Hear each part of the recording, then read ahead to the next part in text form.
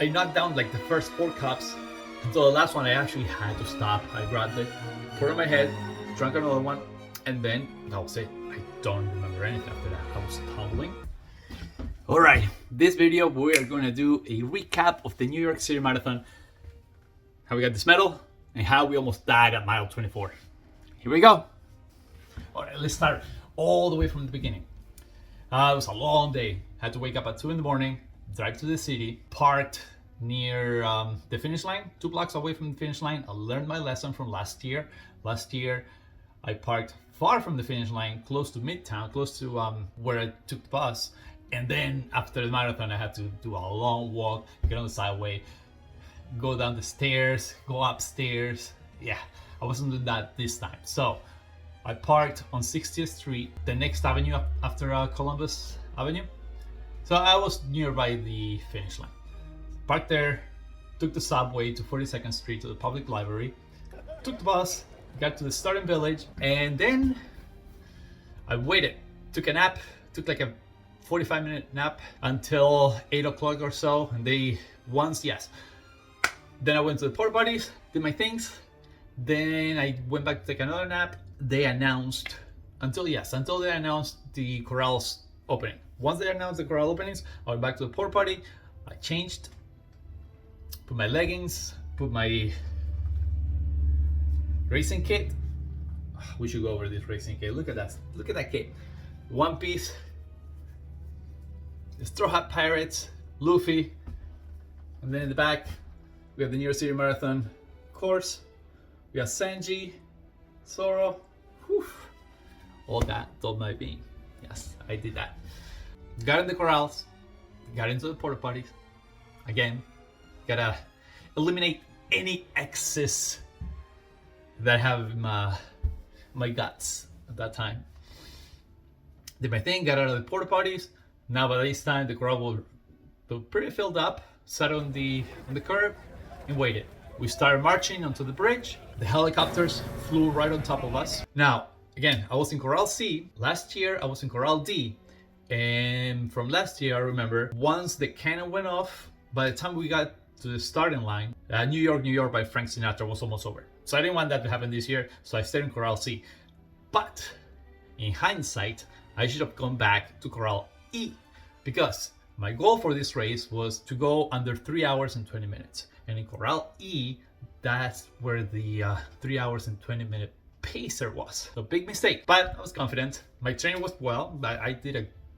I considered that my training up to this point was very good. Many long runs on the hills. So I knew the hills weren't gonna get me. Or were they? We'll find out. Chun chun chun. Okay. Scratch that. So the cannon went off. New York started playing. Amazing Star, my 3rd marathon, my 2nd New York City Marathon. Crossed the starting line, up the Verrazano Bridge we went. The first mile, yeah, take it easy. Even if we wanted to go faster, we couldn't. We were moving all as a big pack of people, shoulder to shoulder, front to back. There was no way to move. You were gonna waste a lot of energy if you were trying to go around people. So it was fine. Now looking back, the first mile ended up being 8 minutes and 2 seconds. So to do my marathon at 3 hours and 20 minutes or under that, I needed a pace of 7 minutes and 38 seconds. So 7 minutes and 37 seconds per mile. So I was about 25 seconds or so slower than that, just fine. Then we went over the hump of the bridge and then downhill. Now going down the bridge, I picked it up. I didn't notice, should have gone slower. It ended up being a 7 minute and 7 seconds or so. So that's where we crossed mile 2, 15 minutes and something. I had my bracelet, my band that I grabbed from the expo with all the mile markers. So on my watch, I just had the activity time, which started right as soon as I crossed the starting line. And I will match every mile marker against what the total time should have been by that mile. That shows that I wouldn't follow the GPS on the watch, just because by swerving through people, the miles don't align with the miles on the course, right? I'm definitely going to do at least half a mile more than 26.2. So regardless, we're getting off the point. Mile 2, picked it up. So mile 3 was done in 7 minutes and 33 seconds or so. We were about 10 seconds ahead of schedule, I believe. Right. So I reached the 5K marker at 23 minutes and 27 seconds. We're a little faster than our goal pace, so we definitely caught up with that first slow mile. And if we finished the race with these splits, we would have finished it at 3 hours and 18 minutes or so. So we were about 2 minutes faster. That's the beginning of the race. The 10K was about 46 minutes and 29 seconds, but this time we were settled in a pace. We're going faster than the 320, the sub 320. We're going for sub 319, like without realizing that. In my mind, I was still going for a 320. We're cruising, not feeling any tiredness. Legs were light, breathing was fine. Forgot to say, I consumed a Science and Sports gel, the one with caffeine, before the race. Then I took the first gel at mile 8. So after the 10K, we went into the best part of the race for me, Lafayette Avenue, with all the people, that tunnel that forms. You barely have any room to pass, but it's amazing. Last year by that point, I think I was walking, but I took it easy last year. It was hot. This year it wasn't as hot. It started very cool. I think the temperature were 52, 53 degrees, very low humidity, very low dew point. So up to this stage, by 10 or so, perfect conditions for running. Well, for most people. I wish it was colder. I wish it was freezing. I love when it's freezing. I don't care.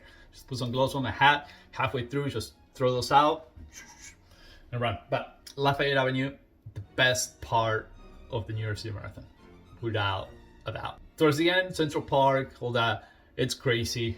But by that time, when you're feeling like you're dying, yes, you can feed off the energy. But at Lafayette, you can actually enjoy the crowds. You can high-five kids, bump all those signs that give you the speed boost, all that good stuff.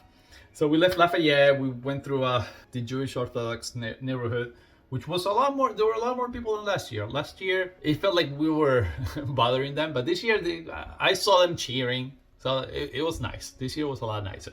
And then we got into that little bridge that goes into Queens, and we crossed the half marathon point, which it was at 1 hour, 38 minutes, and 34 seconds. A little bit faster than what it should have been, right? We went at just under 140, but the first half of the marathon, of the New York City Marathon, tends to be a little bit faster than the second half.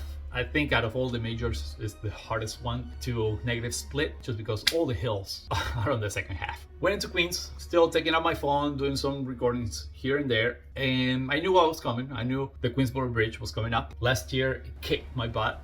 Even though I was running it for fun, jogging, walking, still destroyed me. This year, I cruised through the Queensboro Bridge. I'm amazed. Like, it was so easy. It felt so easy. I was passing people. My pace, of course, went down because it's uphill, but it didn't go down that much. It was in the 8 something. So definitely 30 seconds to 40 seconds slower than what my pace should have been. So no biggies at all. But this time we're about a minute and 20 seconds faster. And pretty much, there we go.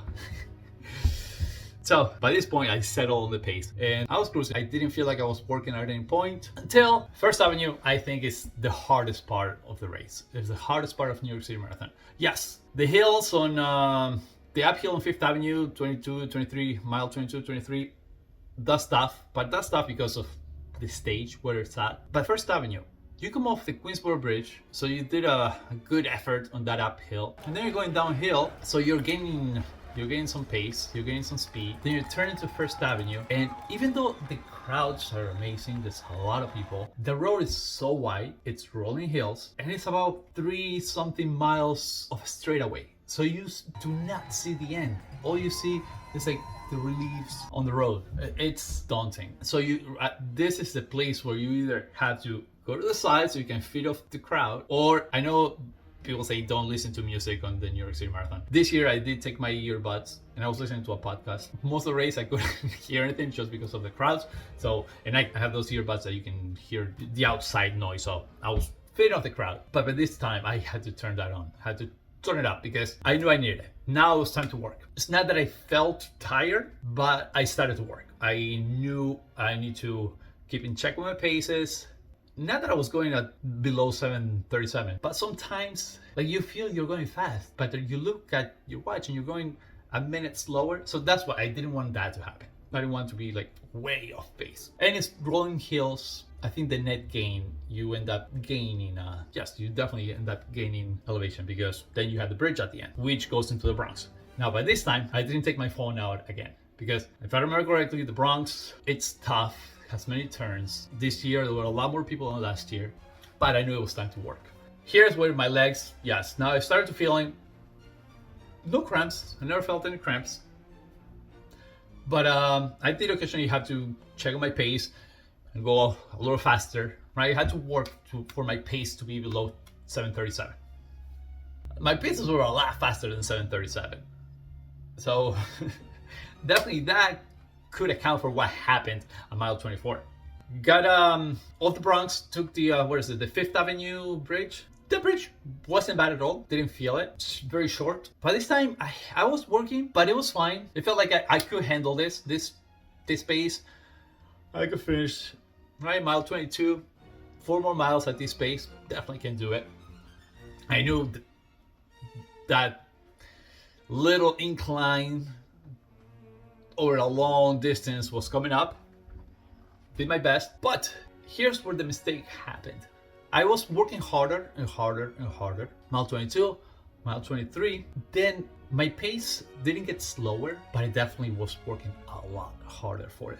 Then when I crossed the 24-mile marker, I tried to match the bracelet. I looked at the time and I was looking at my watch and I couldn't see anything. I was just seeing blurry. And I was like, oh shoot, shit's about to hit the fan. I was like, this is it. Stop or keep going. I kept going. I was like, you told yourself. It's all or nothing. This is it. I should have stopped. It's all or nothing. I was desperate, like waiting for the next water station. I saw the next water station. I was so out of it. I tried to grab the cups. I knocked down like the first 4 cups until the last one I actually had to stop. I grabbed it, put it on my head, drank another one, and then that was it. I don't remember anything after that. I was tumbling. I was like this, walking like a zombie. It's like nothing. My muscular system was fine. I had no cramps. Aerobically, I was fine. I was not out of breath. Mentally, I was like out of it. And I'm like, I was like consciously, I was out of it. I don't know if I had a heat stroke, some sort of heat stress, definitely. My heart rate was really high. My heart rate was about 188. What went wrong? Definitely on the Bronx. That's where I should have laid back. By the time I got to Fifth Avenue, it was too late. That uphill, I worked through it. I did it at the right pace, but it was too late. There was no time to recover at that time. By the time I saw the signs, by the time I started seeing blurry, by the time I was desperate for water, desperate for something, I didn't know what I needed.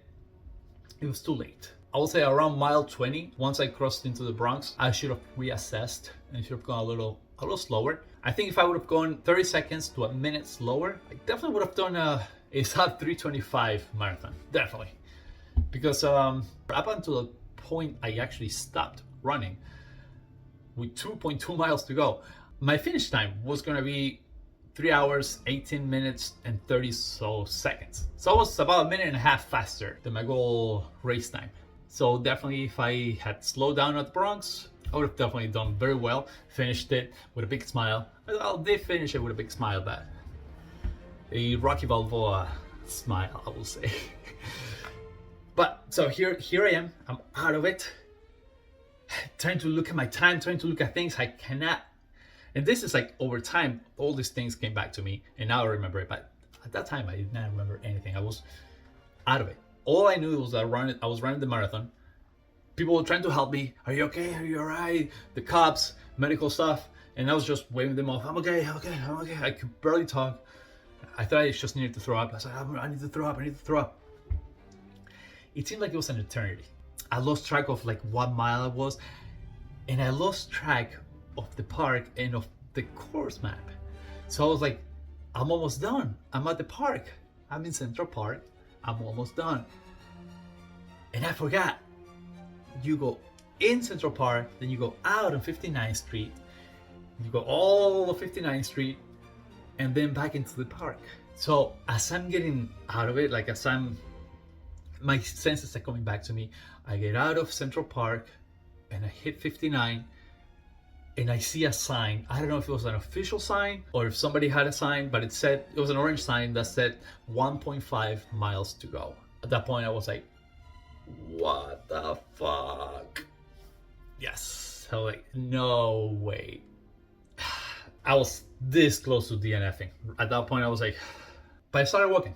I tried as hard. I tried to run. I couldn't run.